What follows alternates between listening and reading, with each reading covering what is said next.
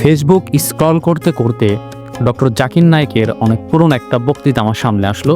সেখানে তিনি বলতেছিলেন যে যদি কেউ আপনার দিকে পাথর ছুঁড়ে মারে তাহলে আপনি নিজেকে এতটা উচ্চতায় নিয়ে যান যেন সেই পাথরটা আপনার গায়ে না লাগতে পারে বা আপনার পর্যন্ত পৌঁছাতে না পারে। এরপর তিনি আর একটা কথা বলেন যে যদি কেউ আপনার দিকে ইট ছুঁড়ে মারে তাহলে আপনি সেই ইট দিয়ে বাড়ি তৈরি করে ফেলেন।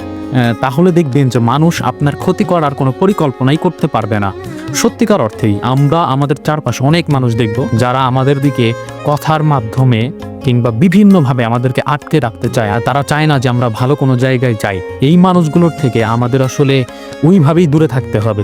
যদি তাদের কথা আমরা কষ্ট পাই তাহলে আমাদেরকে তাদের কথা শোনাই বন্ধ করে দিতে হবে, যাতে করে তাদের কথাগুলো আমাদেরকে কোনোভাবেই আঘাত করতে না পারে। আর নিজেকে এমনভাবে বোঝাতে হবে যেন অন্যের কথায় আমরা কোনোভাবেই প্রভাবিত না হই, আমাদের লক্ষ্য থেকে কোনোভাবেই দূরে সরে না যাই।